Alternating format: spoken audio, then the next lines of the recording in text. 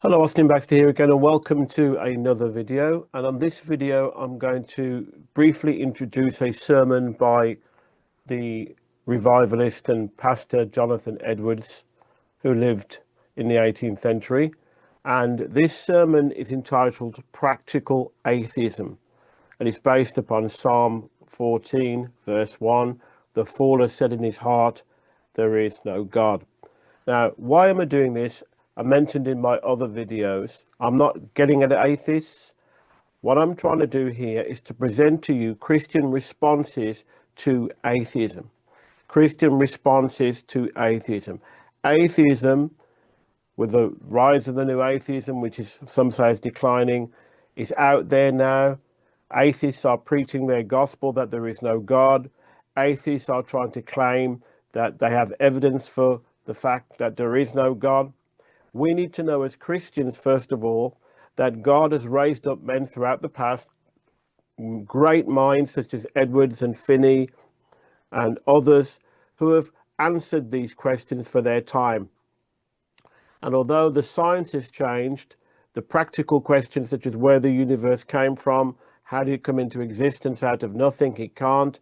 The laws that govern it are questions only theologians can answer, because there is a God who has created the heavens and the earth as it is declared in the scriptures.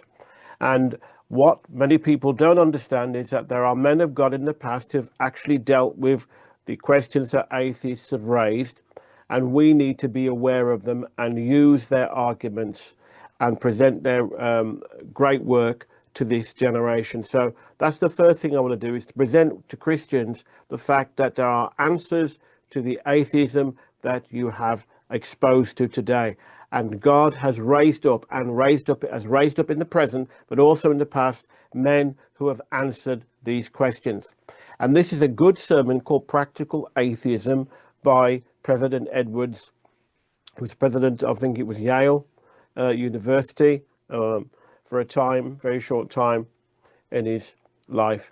And he wrote this sermon called Practical Atheism. And in this sermon, you're going to listen to this sermon in a moment. It's basically a sermon generated by a computer voice, which you can hear.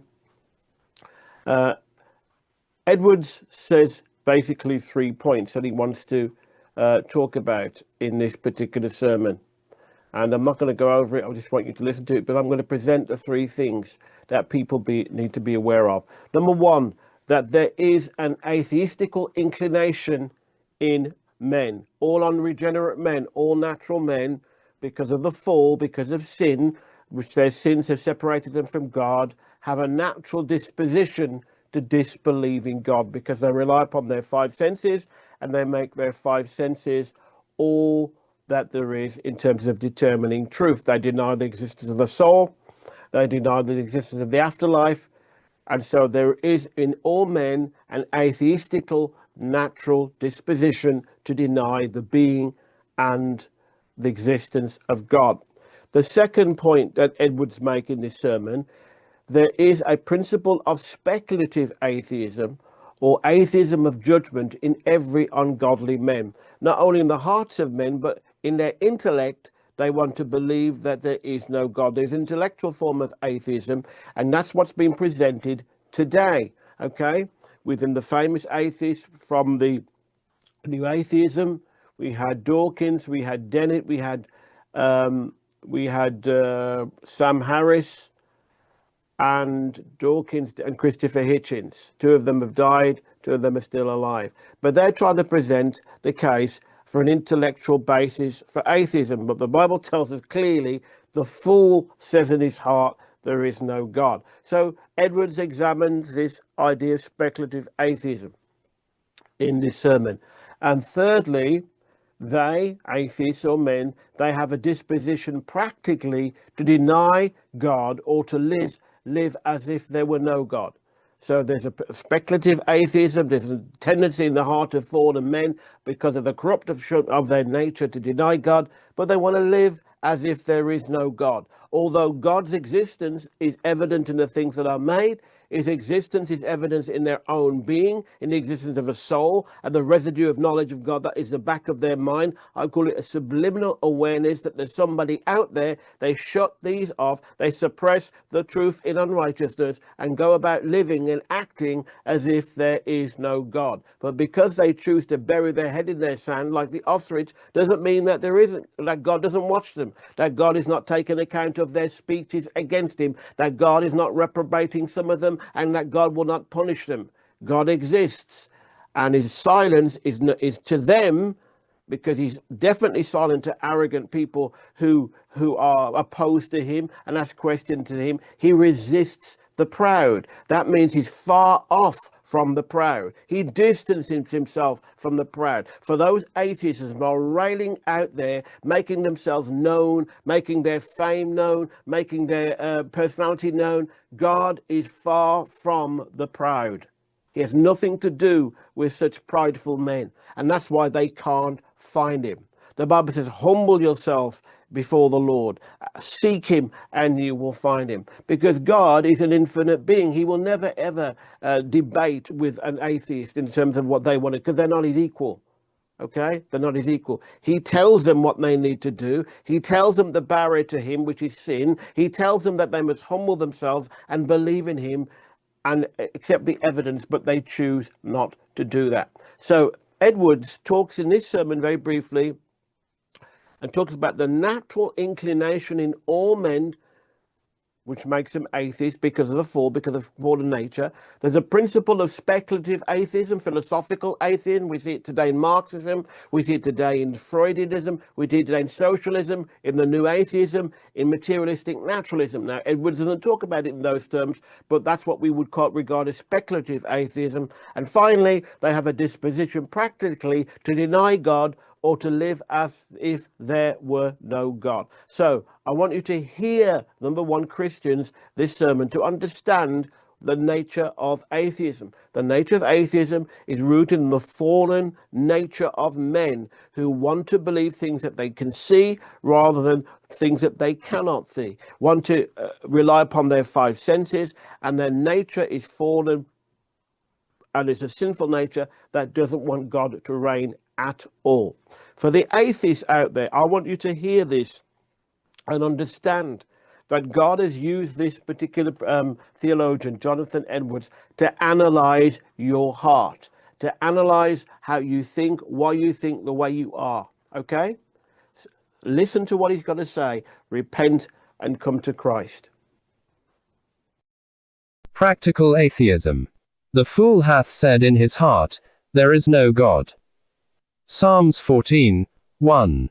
By Jonathan Edwards 1703-1758. He who has infinite wisdom, who sits in heaven and from thence perfectly beholds all things as they are and knows better than any other what is wisdom and what is folly, has in his holy word stigmatized the wicked as the greatest fools. So that we find, they're called fools, as though they were so in the most eminent manner. And so wisdom is used for holiness commonly in the scriptures, as if the word were synonymous or exactly of the same signification. The wicked are called fools in this verse. 1. As a general appellation that belonged to them, as they are called elsewhere, Psalms 107:17, fools because of their transgressions, and Proverbs 13:19, it is an abomination to fools to depart from evil, and Proverbs 13:20, a companion of fools shall be destroyed, and in many other places. 2. With a particular eye to that part of their folly here mentioned, viz., that they say in their hearts, there is no God. This is a chief influence of the strong stupidity and sottishness of their minds. Some do suppose that by the expression of, saying in their hearts, there is no God, is meant chiefly in their inclination. But by heart, in the scriptures is often very commonly meant the whole soul, including all the faculties. Thus we read of pondering things in the heart, by which is principally intended the act of the understanding. And it seems here to be meant of the whole soul. As sin has dominion over the whole soul, so atheism is what taints all the faculties. Doctrine. A principle of atheism possesses the hearts of all ungodly men. By atheism is commonly meant the disbelieving or denying the being of a God, as extending no further than to the act of the understanding. But by the word atheism, in the doctrine, I would be understood in a sense something more extensive, for any kind of rejecting, renouncing, or opposing the divine existence or the being of a God with whatever faculty. Which sense we suppose to be parallel with the expression in the text of, saying in the heart, there is no God. And accordingly we shall show I. That there is an atheistical inclination. 2. There is a principle of speculative atheism or atheism of judgment in every ungodly man. 3. They have a disposition practically to deny God or to live as if there were no God. I. There is an atheistical inclination that possesses the heart of every ungodly man, i.e., they have such an inclination and nature that it would suit them if there were no God. They have nothing in them that makes them incline that there should be a God, but they could be glad if there were none. It would mightily suit and please them if they could be assured that there was none. There is such a spirit of enmity in their hearts against God. Everything that is in God is disagreeable to them. Their natures are entirely contrary to the nature of God. In the first place they hate the holiness of God. And then they hate all the other attributes because his holiness does, as it were, influence and actuate all his other attributes, as his power, wisdom, and mercy. They easily perceive that 'tis not for the interest as sinners that there should be a God. If there be a God, then they are sensible that he is their enemy, unless they take up a wrong opinion of themselves and think themselves to be God's friends. This belief of the being of a God, they perceive would be a thing very much cross to their strongest inclinations and appetites. It would disturb them and create them a great deal of uneasiness in their pursuit of their pleasures, to think that there is an almighty being that has them and all things in his 3 hands, and that perfectly hates sin, and will revenge it, that beholds them continually and sees their hearts and all their secret actions. They have no inclination that it should be thus. It is what they could heartily wish for, that they could be assured it were otherwise, that there was no supreme being to take notice of their behavior and call them to an account. They have disposition enough to dethrone God or to kill him if it lay in their power. 2. A principle of speculative atheism, or atheism of judgment, possesses the hearts of all ungodly men. The natural blindness of the children of men extends so far as to darken their understandings with respect to the very being of God. Men's judgments are naturally so depraved. The principle of unbelief that is in the heart extends to everything that is divine. It respects the whole of religion. They have not only unbelief with relation to the sufficiency of Christ's righteousness to satisfy for their sins and recommend them to God, and with relation to those divine doctrines of the gospel about the incarnation and mediation of Christ that are so much above the light of nature, but they have in their hearts a principle of unbelief of the very first principle of natural religion. Here we shall take notice of the ways wherein this atheistical principle expresses itself. But I shall first observe that, however there is such a principle of atheism in all ungodly men, yet 'tis very questionable whether there ever was any man that ever was able to satisfy himself that there was no God. There have been many that, finding that the belief of the being of a God would not suit with their sinful pursuits or agree with the carnal pleasures, have labored to free themselves from this encumbrance, and entirely to throw off the yoke of religion, and to get rid of all restraint from the apprehensions of a supreme judge to call them to an account. But 'tis very questionable whether any of them ever so far obtained their end, or by objecting and cavilling to free themselves from all sense of the being of a God, so as to get rid of fears and jealousies and terrifying apprehensions of his being, and especially at times. However perverse and depraved some men's reason is, being blinded and misled by their sinful prejudices and made headstrong by their pride, yet studying and reasoning is not the way to make men perfect atheists, though they set themselves about it for that very end, to ease their own minds of the burden of a jealousy of it. But the likeliest way for men to bring themselves to it, or to come as near it as men can come, is not to consider at all, to exercise their reason as little as ever they can, and make haste and make themselves every way as much like beasts as lies in their power, to be as inconsiderate as beasts and stupefy their minds and darken their understandings with beastly lusts as fast as they can. That is the readiest way to arrive at atheism or to arrive at perfection in it. But if men set themselves to study, though it be on purpose to cavil and object, men can't that way so blind themselves but that the evidences of God's existence will discover themselves. The discoveries of it are so numerous and so obvious that 'tis difficult for a man to turn his eyes off from 'em, or so to blind himself that he shall not see them. And the evidences are so direct that it's difficult to reason so little or so wrong as not to see the dependence of the conclusion on the premises. Though there be a principle of atheism in the heart of all ungodly men, yet there is also a natural faculty of reason, and the atheistical principle never can so far prevail against the principle of reason as so far to hinder its exercise or wholly to put out the light of nature in this particular point. 5. God hath showed to every man his own existence by the light of nature. Romans 1:19-20, because that which may be known of God is manifest in them, for God hath showed it unto them. For the invisible things of him from the creation of the world are clearly seen, being understood by the things that are made. Romans 1:18. So that the heathen held the truth in unrighteousness. Romans 1:18, for the wrath of God is revealed from heaven against all ungodliness and unrighteousness of men, who hold the truth in unrighteousness. That natural conscience that is in every man will make him at least suspicious of a supreme judge. For that tells every man, when he has committed wickedness, that he deserves punishment, and makes it manifest to him that it is most fitting and suitable that there should be a supreme governor of the world and judge of men to assign to every one according to his works, and therefore men naturally expect it. And therefore it has been observed of some of the most atheistical and those that professed atheism, that they have at times been greatly terrified with apprehensions of God's being and vengeance, and especially on a deathbed. But this atheism that is in the hearts of ungodly men appears and expresses itself these ways. First, the minds of ungodly men are not susceptive of a certain conviction and realizing apprehension of the being of God. They may give way to the arguments that they hear for it and give their consent to the thing, as being that which is upheld by arguments that they can't answer, but after all they are not completely convinced of it. It don't seem as a thing real to them. It don't make that impression upon them that things which they apprehend to be real do, but rather such as some fable.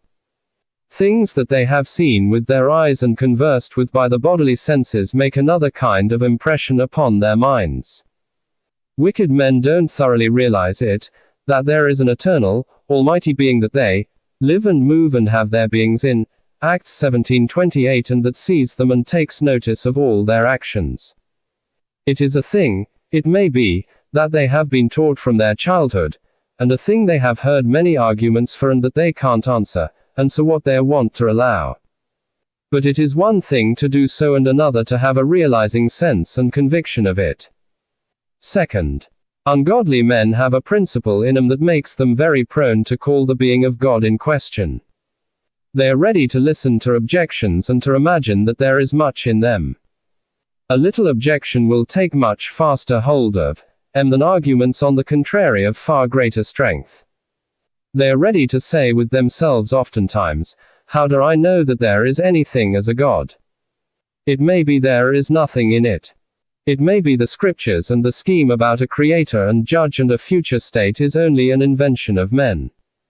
How do I know but that when I die I shall return to nothing, that there will be an end of them as there is of the beasts? Them that are gone before don't come back and tell us whether they find it true. It may be, 'tis all a mere notion. And there is a principle and nature that is very apt to fall in with such surmises. The corrupt nature of man is such as they very much suit with. Man is prone to infidelity and to catch at arguments for it. And though sometimes they may seem to be convinced and silenced, yet when once those arguments are a little out of the mind, then that thought will return again, how do I know but that the world is all this while deceived about the being of God and there is no such?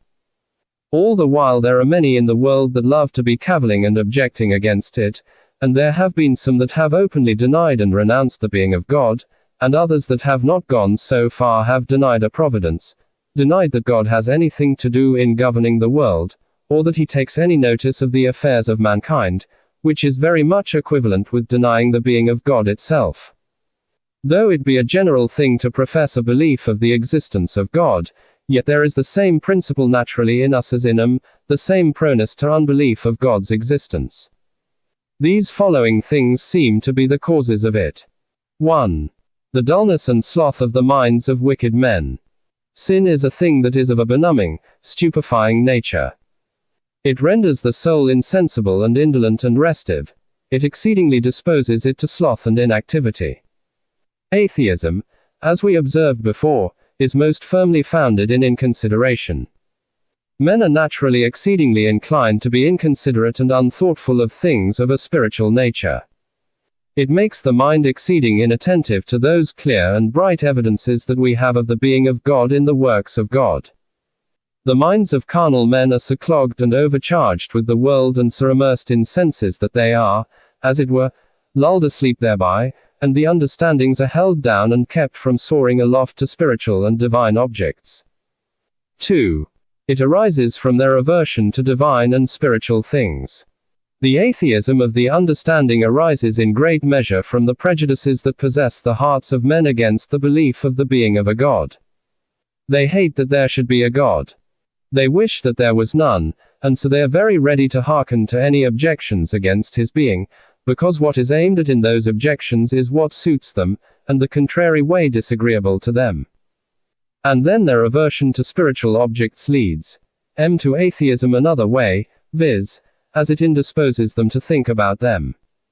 If men thought more about God and his word and works, and if they dwelled upon such things with greater fixedness, they would be more likely to be convinced of the being of a God. But the objects being disagreeable to them, they seldom think of them. Many of them scarce ever think of God with any attention. Such thoughts bent at all apt to stay in their mind, the ideas make no impression scarcely upon that is of so contrary a nature, and resists them and endeavors to throw them out as soon as possible. Psalms 10:4. God is not in all his thoughts. 3. It arises from an habitual dependence on their senses. Wicked men are so immersed in sense and so enslaved thereto that they've become habitually dependent upon them, so that they believe nothing, they realize nothing, but what is the object of sense. Men having lost their relish for spiritual enjoyment, they seek their pleasure and happiness only in sensual enjoyment, and so are wont to employ and exercise their souls wholly about sensitive things, till what is sensible seems to be all to them. And that which is not the object of sense seems to be nothing. That which they can't see or feel don't seem real to them. And this is the principal reason that men can give why they are apt to question the being of God, because they never saw him with the bodily eyes. They see this world, and the things of the world, and therefore they can realize them. Man has a nobler way of perception than that of sense, but it has been disused, and men have so devoted themselves to sense that it has taken the place of reason and the nobler powers. The souls of carnal men, the understandings as well as inclinations and wills, are become slaves to sense. 3. Ungodly men are prone practically to deny the being of God, that is, to live as if there was no God, to live without any respect or regard to him, as if he were not, or had nothing to do with them, or were any way concerned about the government and ordering of the world. They practically deny that God is their creator, in that they refuse to acknowledge him and to pay him those regards which are due to him as such. They violate those obligations that immediately result from the relation of a creature to a creator. They deny God as their owner, in that they refuse to devote themselves to him. They deny God as their disposer, in that they refuse to submit to his disposal. They deny him as their lawgiver and judge, by showing no regard to his commands or threatenings. They practically deny all the attributes of God and consequently his being. They deny his holiness, in that they live as if there were no superior being that hated sin. They deny his wisdom, by living as though God did not behold them and see their secret actions and thoughts. They practically deny his power. They live as if God were not able to punish them and make them miserable for their sins. They deny his mercy, in that they have no regard to the offers and tenders of it. But especially is there one sort of wickedness that is a practical denying the being of God, which is profaneness, or a behavior that shows a contempt or disregard to those things whereby God makes himself known or that relate to his more immediate worship. Thus wicked men by living prayerless lives, they live like atheists. They do not practice secret prayer, they profane the Sabbath, they neglect gospel ordinances, and they do not attend public worship. Point 6. Application. I. Hence we may see one cause why there is so much wickedness in places of light. It is mysterious how men dare go on in wickedness, and give themselves such a license as they do, where they are taught that there is a God that is infinitely holy, that will surely call them to an account, and that he will punish all the ungodly with eternal burnings. But this doctrine will do something towards explaining the mystery. They have a principle of atheism in their hearts, a principle of infidelity whereby they deny the reality of these things. They ben't really and thoroughly convinced, after all that is said, that there is any such thing as heaven or hell or any such being as God. There is none of all the talk about another world and a future judgment that seems real to them. And this is the reason why they can hear about the wrath of an almighty being, about weeping and wailing and gnashing of teeth, about eternity, and about despair in hell without being much disturbed by it. This is the reason that they can hear such things on the Sabbath and go right away and commit wickedness as they used to do, the same wickedness that they have been hearing so terribly threatened. So if men were not in a considerable measure atheists, it would be utterly impossible that they should go on and live so peaceably and quietly in every wickedness and commit sins so boldly as they do under such warnings as they have. We may as well suppose that it is possible for man to love misery and hate happiness, that he can choose pain and torment, as foremost and for its own sake. 2. Hence we learn the dreadful wickedness and sottishness of the heart of man naturally. First inference. Hereby appears firstly the dreadful wickedness of the hearts of natural men. It shows the great enmity that is in man against God, that they are so prejudiced against his being. Second inference. It shows this exceeding stupidity, folly, and sottishness of the hearts of wicked men. Well might the psalmist call them fools. The folly of it appears from these three considerations, viz. First, that the being of God is so exceeding manifest, and second, that our inquiring into the truth in this matter is that which so much concerns us, third, the weakness of their main objection. 1. The being of God is a thing abundantly manifest. God has so ordered that there is nothing whatever that is more manifest to reason than his own being. The evidences of his being are exceeding, plain, direct, obvious, and numerous. The being of a God is not only a thing that is discoverable by reason, by a long train of ratiocination, but the arguments are direct and immediate. There is no need of any long and intricate argumentations to argue the Creator from the creature. Neither is there only one or two or a few things from whence the being of God is discoverable, but everything shows it. I shall not pretend to particularly enumerate all the ways by which the being of God is evident, but the consideration of these two things may be sufficient to show what stupidity of mind it argues in a person endowed with the faculty of reason to question the being of a God. 1. That men carry such abundant evidence of the being of God in their own beings. There is no need of going far for it. Every time we behold ourselves, look upon our own bodies, or exert any of our bodily powers, and exercise and find the benefit of our senses, or are so much as conscious of any thought in our souls, there is abundant demonstration that we may see of the being of God. There is no part of our bodies, from the crown of our heads to the bottom of our feet, but that the being of God might be made exceeding evident. Nothing can be more evident, then, than that the wisdom and contrivance of some being had the formation of the human body. Think of our eyes, which could not have been contrived by the wisdom of our parents. 7. It is not the less in evidence of the being and wisdom of God because we ben't immediately formed out of the dust of the earth but the wombs of our mothers, but more, for that is one instance of the wisdom and contrivance of God, that such a body of so wonderful a frame should be so propagated. Or what if a man should make an inquiry about what it is to propagate others of like kind, from the consideration of our souls? Our souls are certainly more wonderful pieces of divine workmanship than our bodies. And how obvious is the argument, if we put the question to ourselves, how came we into being? Who made our souls and gave us something that thinks and understands? Men can't make such things as souls. How sottish are men, that when they perceive their own beings, they can't argue their own author from thence, that they don't consider how they came to be. 2. There is nothing else that we behold or converse with but that the being of God is evident from it. The very being of any of them is evidence.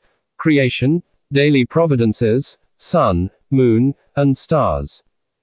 Their motion and why they move thus and not thus is evidence. If you say that they move from the laws of nature, then you must ask, who gave them those laws? The rain from heaven is evidence, the growing of corn and grass, the self-evidency of one thing to another. 2. This folly appears from the vast importance of inquiring into the truth in this matter, and attending to the evidences we have of it.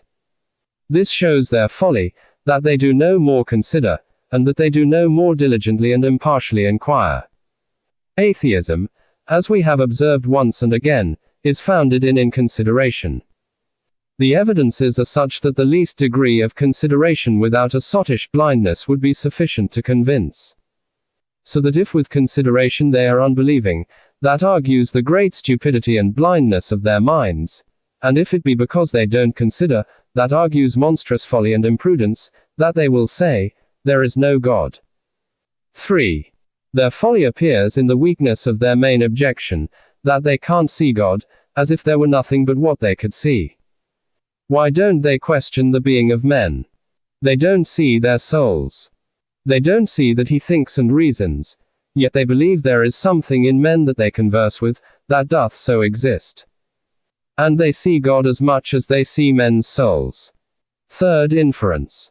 The dismal waste that the fall has made in man's soul, that he should be so separated and removed from God that he should question his being, that the light of his mind should be so put out, that he should question the very being of that only being and author of all things, that he should be without that knowledge that is the main end of the faculty of reason.